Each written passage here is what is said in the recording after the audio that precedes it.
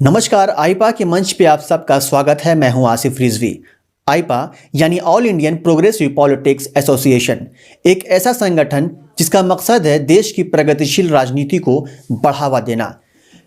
आज हमारे मंच पर मौजूद हैं राजमंगल यादव, जो कि कांग्रेस पार्टी के जिला उपाध्यक्ष हैं और प्रेजेंट टाइम में घोसी विधानसभा से ये दावेदारी भी किए हुए हैं।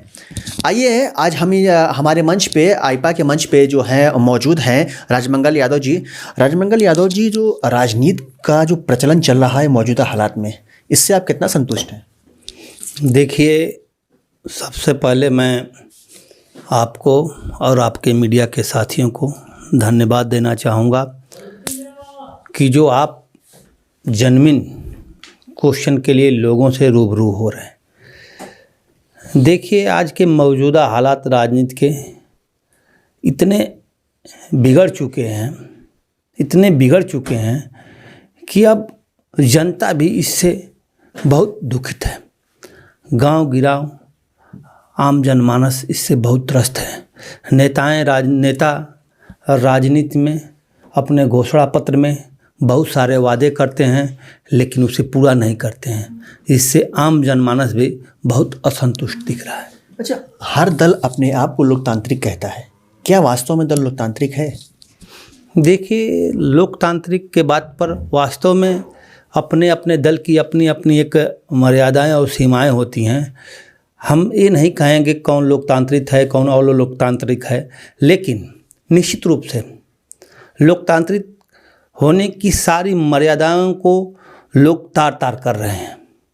इस समय जिस तरह का घटनाक्रम पूरे देश या प्रदेश में चल रहा है, इससे नहीं लगता कि किसी के अंदर लोकतांत्रिकता की कोई परिभाषा बची हुई। अच्छा, हम लाख दावे कर लें, लेकिन चुनाव किसी न किसी जो है मुद्दे को लेकर के लड़े जाते हैं और भावनात्मक तरीके से चुनाव को लड़ा जाता है और जीत भी जाते हैं, लेकिन जनता जो चाहती है वो नहीं मिल पाता। इसके लिए दोषी किसको मानते हैं? देखिए, हम आपसे ये आपका सवाल है, वास्तव में बहुत बेहतरीन सवाल है। जनता सोचती कुछ और है, पर लोक लुभावनों के कारण भाग जाती है।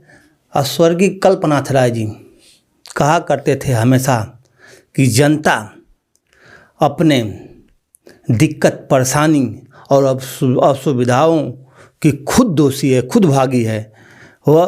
क्योंकि जनता जब समय आता है लोकतंत्र में, जब एक बार अपने अच्छे जनप्रतिनिधि का चयन करने का समय आता है, तब जनता भूल जाती है जाति धर्म, कहीं ना कहीं जाति धर्म मजहब और रुपए पैसे के बहकावे में आकर के गलत मुद्दों पर आकर के वोट कर देती है और फिर 5 साल तक अपने हाथ को मलते रह जाती है। उनकी मूलभूत सुविधाओं तक पूरा नहीं हो पाती हैं। आपने कल्पनाथ राय का नाम लिया। कल्पनाथ राय लगातार जो है, चाहे कोई भी पार्टी हो, चाहे बीजेपी हो, सपा हो, बसपा हो, सुभाषपा हो, चाहे किसी भी पार्टी हो, चाहे आम आदमी पार्टी हो, मऊ में जो जब कोई आता है चुनावी मुद्दे लेकर के, कहीं ना कहीं कल्पनाथ राय का नाम पहले लिया जाता है, क्योंकि वो जो है लगातार विकास पुरुष के नाम से वो जाने भी जाते हैं। आपको ऐसा नहीं लगता है कि चुनाव होते हैं, जीतते हैं और जीत के जनता पहुंचा भी देती है, लखनऊ तक जाते हैं, जाने के बाद उनका गायब, जनता से कोई लेना देना नहीं होता है। क्या कहेंगे इसको लेकर के? कहीं ना कहीं जो विकास पुरुष हैं उनको जाने के बाद मऊ का विकास अधूरा सा रह गया है। एक बात मैं आपसे बहुत स्पष्ट बता देना चाहता हूँ कि आपने कहा विकास पुरुष, मैं नहीं मानता हूँ। मैं आपको पूरा बताना चाहता हूँ कि स्वर्गीय कल्पनाथ राय सिर्फ विकास पुरुष ही नहीं थे, बल्कि रचना सृजन निर्माण के पुरोधा थे कल्पनाथ राय जी। गरीब मजलूम और बेसहारों की आवाज़ थे, मऊ जनपद की आवाज़ थे स्वर्गीय कल्पनाथ राय जी। और आज सारे विपक्षी दल स्वर्गीय कल्पनाथ राय के पदचिन्हों पर चलने की बात करते हैं, लेकिन कल्पनाथ राय की आत्मा बसती थी सिर्फ और सिर्फ कांग्रेस में। वह कांग्रेस के सुख या दुख में हमेशा गांधी परिवार के करीब खड़े रहे और हमेशा लगातार कांग्रेस के बारे में विचार करते थे, बात करते थे और मऊ जनपद के निर्माण विकास की बात करते थे। जब जब कल्पनाथ राय के कदम मऊ जनपद के सरजमी पर आए पड़े होंगे, तब तक तब किसी न किसी योजना या शिलान्यास, किसी कार्यक्रम का उद्घाटन या शिलान्यास हुआ होगा। यह एकदम कटु सत्य है। अच्छा, शिक्षा, स्वास्थ्य और रोजगार जैसे मुद्दे क्या राजनीति का हिस्सा बनेंगे? अब आपसे बता दूं, बहुत शानदार क्वेश्चन आपने किया है कि यह शिक्षा, स्वास्थ्य, रोजगार जो वर्तमान की सरकारें हैं, मौजूदा सरकारें हैं, इनसे कोसों दूर हो गए हैं। न अच्छी स्वास्थ्य व्यवस्था मिल रही है, न नौजवानों को रोजगार मिल रहा है। आम जनता पूरी तरह से पीड़ित हो चुकी है। अब आने वाले दिनों में जो 22 के चुनाव हैं, उसमें इसका परिणाम आपको खुद सामने दिख जाएगा। अच्छा, क्या उपाय होने चाहिए इसके लिए? शिक्षा स्वास्थ्य के लिए देखिए, सबसे ज़रूरी है सारे लोक लुभावने वादे छोड़ करके शिक्षा मुफ्त मिलनी चाहिए। गरीब असहाय, अक्सर आपने देखा होगा पेपर में आप लोगों के द्वारा मिलता है पढ़ने को कि कभी रिक्शा वाले का बेटा IAS हो गया, PCS हो गया। दिल में सुकून होता है, हर जनमानस को सुकून होता है। सोचिए वो कितना संघर्ष कर करके उसका बाप रिक्शा चला करके अपने बेटे को IAS बनाया होगा। आज की शिक्षा कितनी महंगी हो गई है। आप अपने बच्चे का एडमिशन अगर पॉलिटेक्निक या इंजीनियरिंग में कराने जाते हैं तो 10 बार, MBBS में अगर कराने जाते हैं तो 50 बार सोचना पड़ता है कि फिर अंततोगत्वा लास्ट तक हम अपने बच्चे की शिक्षा दीक्षा करा पाएंगे कि नहीं करा पाएंगे। बहुत सारी सोचना पड़ता है। किसान जीवन में जो लोग खेती किसानी करते हैं, उनके बच्चे, हमको लगता है कि ख्याल भी न पकावें अपने दिमाग में कि हम कभी IAS या MBBS और इंजीनियर हो सकते हैं। इतनी कठिनाइयाँ हो गई हैं, इतनी फीसें बढ़ गई हैं। अच्छा, असंतुष्ट होकर वोट देना, सपने पूरा करने के लिए वोट देना, जनता वोट दे देती है, किसी भी हालात में जनता वोट दे देती है और सरकार भी बदल देती है, दूसरी सरकार भी आती है, लेकिन कहीं ना कहीं जनता को निराशा हाथ लगती है।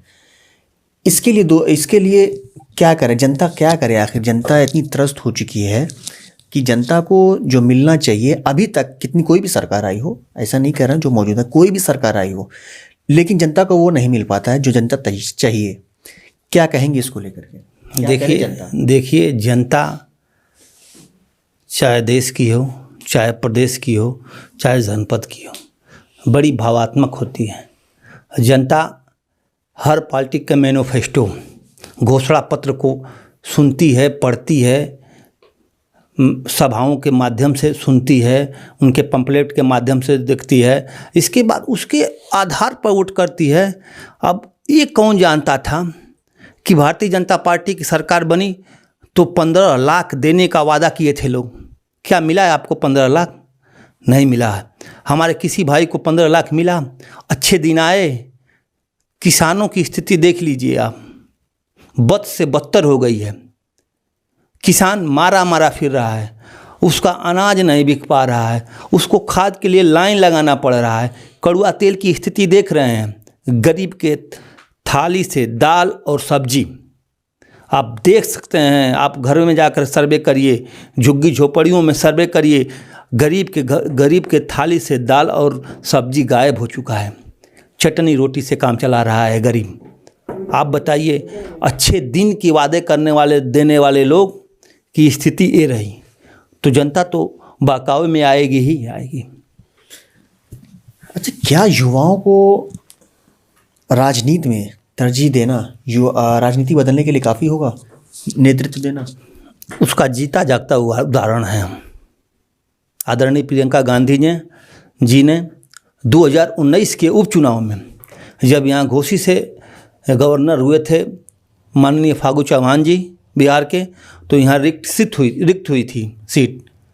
उस समय मुझे भारतीय राष्ट्रीय कांग्रेस का उम्मीदवार बनाया गया और करीब 10 में से 7 जगहों पर युवा चुनाव लड़े थे और उस चुनाव का रिकॉर्ड है, आप उठा के देख सकते हैं कि सारे युवा अपने कर्मठ, ईमानदारी और निष्ठा से बिना पार्टी के किसी सहयोग के अच्छे वोट पाए हुए हैं। पुराना रिकॉर्ड मिला लीजिए और आज का नया रिकॉर्ड मिला लीजिए। जहां अब हमारी कॉन्वेंसी में ले लीजिए, घोसी विधानसभा में जहां से हम चुनाव लड़े थे, पिछले 10 दशक से कांग्रेस पार्टी का वोट परसेंटेज 2000 या 3000।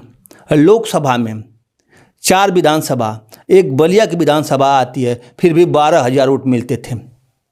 सोचिए कितने खराब प्रदर्शन थे। यह एक नौजवान को टिकट देने का नतीजा रहा। एक विधानसभा में 12 से 15,000 वोट मैंने पाया। यह एक रिकॉर्ड रहा अपने आप में कांग्रेस के लिए। और आज तब से सड़क से लेकर के जिला मुख्यालय तहसील पर लगातार कांग्रेस पार्टी संघर्ष कर रही है। अच्छा, धार्मिक व आरक्षण के मुद्दे पर राजनीति क्यों नहीं करनी चाहिए? देखिए, सच तो यही है कि धर्म को राजनीति से जोड़कर नहीं देखना चाहिए। धर्म अपनी अपनी सबकी आज़ादी है। हर धर्म, हर मजहब के लोग हैं इस देश में। भारत का एक तरह से कहिए तो हर धर्म, जाति, मजहब का समावेश है, संगम है। जहाँ भारत में गंगा जमुनी तहजीब कही जाती है, उस चीज़ का ये देश है। इसमें मुझे एकदम गुरेज है कि जाति, धर्म, मजहब को दूर रख करके राजनीति होनी चाहिए। धर्म मेरा अलग है, आपका हिंदू का धर्म अलग है, मुसलमान का धर्म अलग है, बाकी दिल में अगर जगह है तो हम सब भाई भाई हैं। हिंदू मैं मिसाल कायम किया हूँ घोसी में, जब मुसलमान भाइयों के यहाँ ईद होती है तो ईद मिलन कराता हूँ रोडवेज में। और जब हम लोगों की होली होती है तो वही माइनॉरिटी के लोग मिल करके फूलों की होली खेलते हैं। आपने देखा होगा घोसी के अंदर। तो यह आपसी सौहार्द है हम लोगों के अंदर, प्रेम व्यवहार, और सारी कटुता को ख़त्म करके हम सब लोग मिल करके रहते हैं। इससे सीखना चाहिए सबको। धन्यवाद। ये थे हमारे साथ राजमंगल यादव, जो कि घोसी विधानसभा से कांग्रेस से दावेदारे हैं और लगातार हमारे सवालों का जवाब दे रहे थे। मऊ से आसिफ रिजवी, आईपा।